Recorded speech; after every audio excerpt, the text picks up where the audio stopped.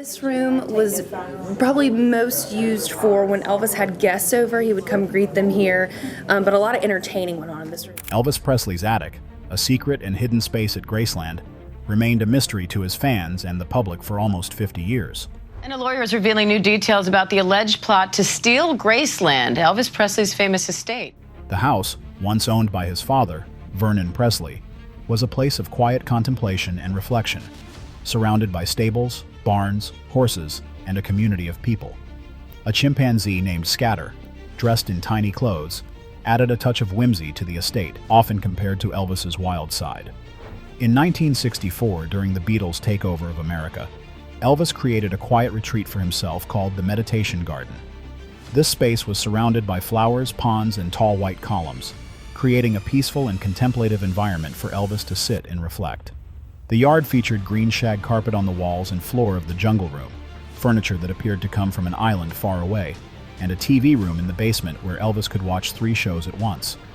However, on August 16, 1977, Elvis Presley died in the bathroom upstairs of Graceland. The house became a shrine, a secret, and a moment frozen in time. In the days that followed, almost 100,000 fans came to Memphis to say goodbye to the king of rock and roll. Elvis was buried at Forest Hill Cemetery next to his mother, Gladys. His family hoped that he could finally rest in peace. However, something terrible happened just 2 days after the funeral. A group of men broke into the graveyard in the middle of the night and tried to steal Elvis's casket. They failed, but the message was clear. Elvis wasn't safe even after he died. Vincent Presley hired guards to patrol the grounds and install new alarms. He also blocked off certain areas, such as the entire second floor and the attic above it, to maintain privacy. For 48 years, tour guides always said the upstairs was private out of respect for the family. No one went up or touched the loft, and tourists would gaze at the gold records and jeweled jumpsuits as if they knew something about what lay above them. The locked attic kept physical secrets out of reach, but the real story of how the king of rock and roll died was right there in plain sight. What did Elvis's doctor know that most people in the US didn't? In July 1997, Elvis Presley's life changed drastically when he died of cardiac fibrillation. His lover, Ginger Alden, woke up in bed at around 2:00 p.m., and by noon, something didn't feel right. She called for help, and Elvis's road manager and close friend Joe Esposito ran upstairs to start CPR while someone else called an ambulance. As they tried to bring him back to Baptist Memorial Hospital through Memphis's hot streets, sirens kept going off as they wanted to get him back. By 3:00 p.m., doctors confirmed the devastating news. Elvis had died of cardiac fibrillation. The announcement sent shockwaves through the nation, with radio stations interrupting their regular shows. Fans were left in tears, struggling to comprehend how the king, at only 42 years old, could have passed away so suddenly. The emotional aftermath of his death was palpable. The medical examiner for the case, Dr. Jerry Francisco, stood in front of the press, saying Elvis had died of cardiac fibrillation. Dr. Francisco answered that it was natural reasons, but people could tell Elvis had changed a lot even in 1977. He had put on a lot of weight, had a big heart, and his body had damage consistent with using prescription for a long time. Some people thought Dr. Francisco did it to keep Elvis's name safe and keep his family from going through more pain. Others thought it was more than that. Dr. George Nicopolis, who had been Elvis's doctor since 1967, wrote prescriptions for over 10,000 pills from January to August 1977, some of which were painkillers, sedatives, and powerful. Dr. Nick claimed that giving Elvis all those drugs was better than letting him get them on the street or from sketchy doctors. He said he was keeping an eye on Elvis and trying to slowly cut down on his use of drugs that were bad for him. People saw a different Elvis in his last days than the man who changed music forever. In 1988, Dr. Nick was charged with 14 counts of giving too many pills to patients, not just Elvis. A jury later acquitted him. However, as the Tennessee Board of Medical Examiners was looking into his work, they finally took away his medical license in 1995, 18 years after Elvis had died. In 2000, Sally A. Hodel published a book called Destined to Die Young, which suggested that Elvis Presley had serious health problems due to his genes. She indicated that Elvis had a condition called alpha-1 antitrypsin deficiency, which affected the lungs and liver. Hodel also suggested that Elvis's immune system was weak, which might have contributed to his frequent illnesses and the need for more medicines. It is still unclear what killed Elvis, and his doctor lost his license in the end. In 1994, Graceland, the most famous rock and roll landmark in the world, was put up for auction by Naussany Investments and Private Lending LLC, a company largely unknown to the public. Riley Keough, Elvis's granddaughter and the only person in charge of his estate after Lisa Marie Presley died at 23, was accused of not paying back a $3.8 million loan. This news shocked Elvis fans, who were well-versed in his life and legacy. The lawyers for Riley Keough rushed to the Shelby County, Tennessee, court and requested that the judge halt the auction immediately. They claimed the whole thing was a lie, and the papers they filed showed that Riley never signed anything with Naussany Investments. A judge in Tennessee halted the sale of Graceland just one day before the auction was set to take place, stating that it was a one-of-a-kind cultural asset, and that people would be saddened if it were lost. No one from Naussany Investments appeared in court, and the sale proceeded. Elvis kept Graceland for himself. People had one of the strangest ideas in celebrity history since Elvis died in 1977, that he never really died. The house became the center of this idea. People said they saw Elvis for the first time just hours after it was announced that he had died. He bought a one-way ticket to Buenos Aires at the Memphis airport under the name John Burroughs, a pseudonym Elvis used when traveling. After about 2 weeks, a woman in Michigan said Elvis served her at a Kalamazoo Burger King. The stories continued to spread, with hundreds of reports from all over the country. Some people believed Elvis helped the FBI fight organized crime, went into the witness protection program, faked his death to get away from the stress of being so famous, or even had cancer and wanted to die alone without anyone watching. People who thought these things were surprised by the strange features of his funeral, such as the coffin being too heavy at 900 pounds and the gravestone spelling Aaron instead of Aaron.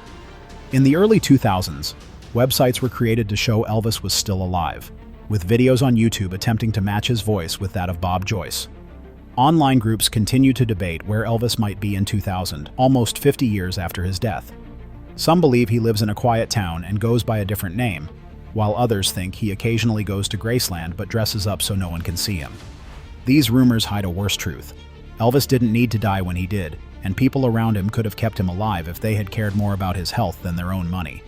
Riley Keough, the wife of Elvis Presley, finally let people into the attic that they weren't supposed to be in. On a cold January morning in 1995, a small group of archivists climbed the narrow stairs leading up to the attic at Graceland. The air was filled with dust that hadn't been disturbed in almost 50 years. The lead archivist slowly turned an old brass key that had been in the Presley family since Elvis died. The door opened with a squeak as if it had been waiting for years. For the first time in almost 50 years, light came in, and everyone was quiet. The attic looked like a well-kept time capsule, organized into sections that each told a different story from Elvis's life. The rest of Graceland is known for its big, flashy style, with plain wood walls and floors and a small air conditioner that was still running. Along one wall were dozens of boxes labeled in Elvis's handwriting, each reading Tupelo 1945, First Recordings, Army Days, Hollywood, Comeback Special, and Vegas. The archivists took meticulous care, taking photos of every item before handling anything. They found some items that immediately caught their attention, such as an old teddy bear, a Bible, and a note from Gladys Presley, who owned the Bible when Elvis joined the Army in 1968. The archivists discovered a leather-bound yearbook from Humes High School in Memphis, filled with notes and signatures from Elvis Presley's classmates. The book was filled with positive messages such as, "Keep singing, Elvis," and a small note written by hand in one pocket of his leather jacket for his part in Jailhouse Rock. There were also stacks of books next to the movie stuff, which were Elvis's songs. These books revealed a man who was sincerely seeking answers, not just singing religious songs as most people thought he was. In the Vegas section, a doctor's report from 1974 marked "confidential" revealed that Elvis had heart problems and needed to make significant changes to his lifestyle. Despite knowing what was in the attic, Lisa Marie Presley chose to keep it a secret during her lifetime. When she died in 2023, Riley Keough decided to write down what was inside, but not necessarily share it. The last words of a man who knew his time was almost up were on old, dusty tapes. In 2000, a group of archivists finally opened Elvis Presley's locked attic door, feeling as though they were going back in time. There was nothing inside that had been touched since August 1997. Nothing had moved in almost 50 years. They didn't just find old stuff, though. It felt like parts of a man everyone thought they knew. A stack of reel-to-reel tapes marked in rough handwriting, Practice Sessions 1967, was one of the most surprising finds. These weren't the finished songs people were used to hearing. They were only for that person. Elvis was taking things slowly on his own, experimenting with ideas and venturing into places no one had ever seen him go. The last words of a man who knew his time was almost up were on old, dusty tapes. Even though the archivists were frozen in silence, Elvis's shaky but emotional speech could be heard. In the attic of Graceland, a group of archivists found more personal items than sparkly stage clothes.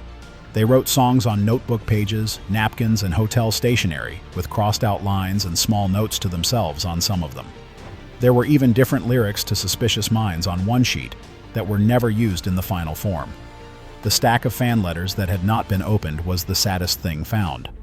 Soldiers wrote letters to thank him for making them feel better, and people shared stories about how his music had helped them get through difficult times. There was a letter from 1976 that begged him to stop traveling and take care of his health. These things found in the attic told a bigger story than any account ever could. They showed a man who was wise and hurt, changed history, and kept old toys for kids. He took the time to read fan letters even though he was having a hard time himself. Many fans felt calm after discovering these things, and he kept them intentionally. Elvis was awarded the Presidential Medal of Freedom in 1998, demonstrating once again the profound impact he had on Americans, not just as a singer, but as someone who revolutionized music for the better. People are still trying to figure out who the man was hiding behind those boxes in the attic full of gold trophies and fancy costumes.